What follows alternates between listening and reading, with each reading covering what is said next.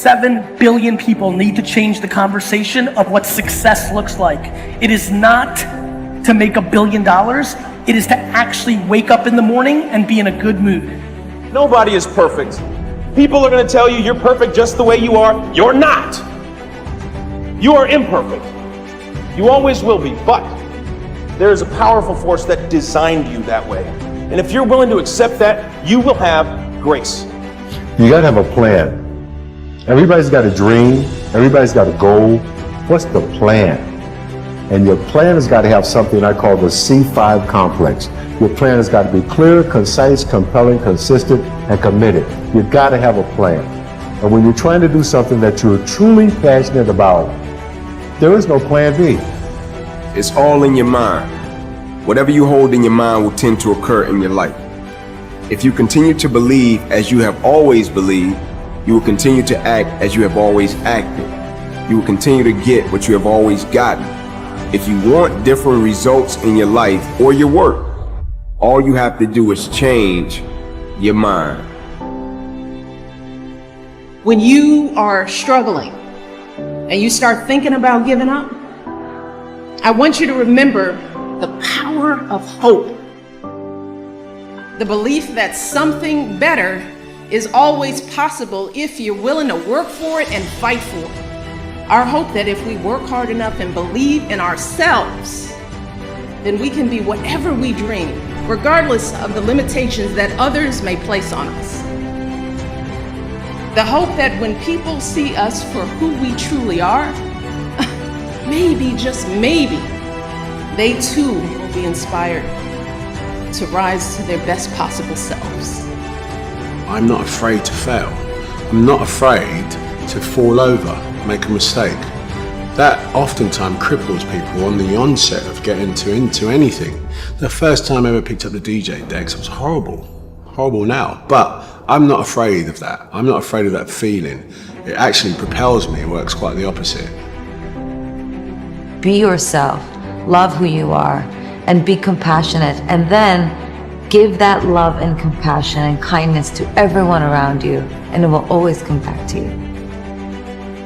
Nobody in life is flawless. Nobody is perfect. You know, perfection is something that rarely exists when you're talking about individuals. It's impossible. You can try to be as perfect as you want, but ultimately you're going to come across mistakes. You're going to come across flaws. And I think the real perfection is in perfecting your imperfections. That's how you get to a place where you can ultimately be happy with who you are. I was willing to die doing something that I love.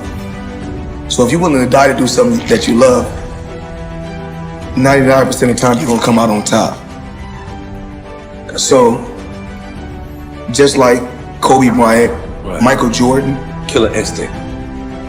You know, gotta take the shot even if you miss. Yeah, fearless. You gotta take the shot. No one's coming. No one. No one's coming to push you. No one's coming to tell you to turn the TV off.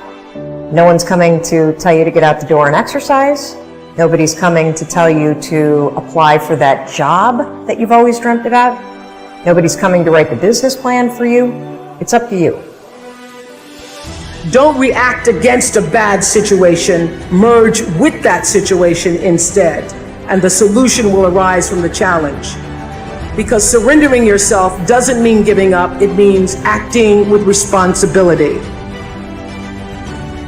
I think the hardest lesson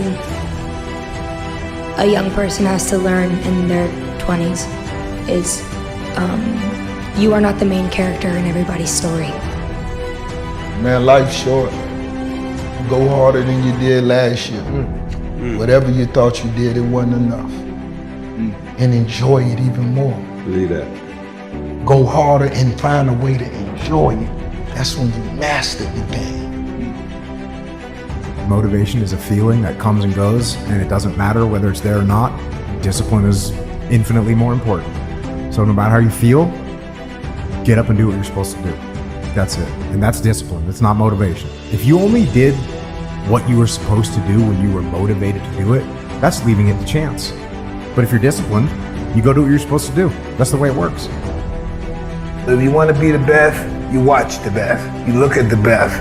You watch them, and you have their lifestyle. Don't be like this. Have that lifestyle, and it'll take you anywhere you want to go.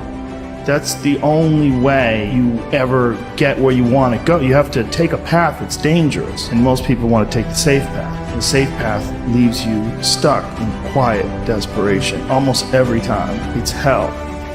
It's more important to own your weaknesses. You got to really triple down on those, man. Because why? You want to become a full human being. We like to run away from weaknesses. Like for instance, if you're good at running, all you want to do is run. If you're great at reading, you have several books. But we don't do those things that we're not good at. So for me, I realized, man, like I keep on running away from these things I'm not good at. I have to dive into these things. I have to become one with these things. So I own them both. It was a beautiful awakening. It's like when you're living in your parents' home, they are the enemy. You know, everything you don't do right is because of them.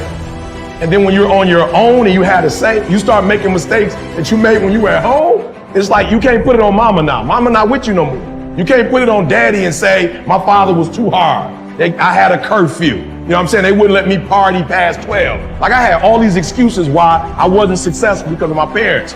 You finally have what you always wanted, control over your life, and you're getting the same results. If you really want to change, you have to take personal responsibility. I think the company is where it is, and people follow me because they don't hear a bunch of excuses. They hear, yo, E, you coming at me hard, but it's the truth. Like, I know what I'm doing wrong, and I just need to make the adjustment. So I would say personal accountability and personal responsibility is what took me from being homeless and a high school dropout to the #1 motivational speaker in the world. There ain't nothing you can do about what's gonna happen to you.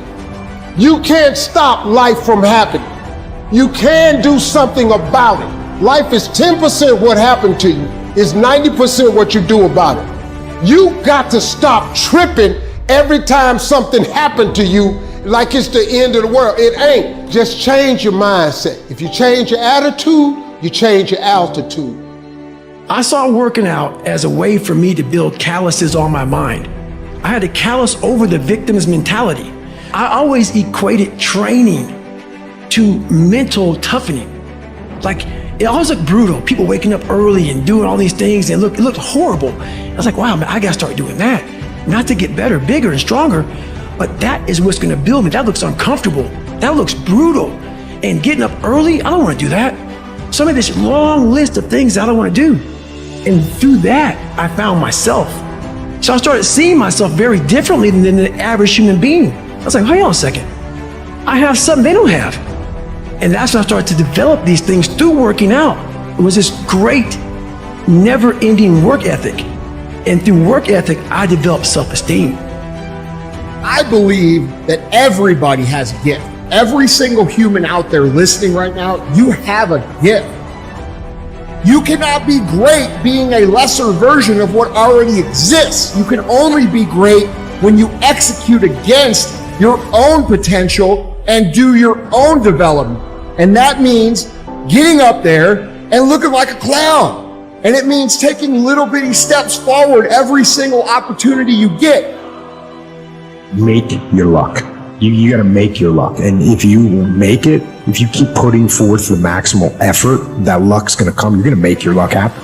We lie to ourselves. We don't tell ourselves the way things really are. And when we do that, then we can't fix our problems. We have to be truthful to ourselves. Have to stop rationalizing, stop making excuses, stop telling yourself little watered down assessments of where you're really at. Tell yourself the truth.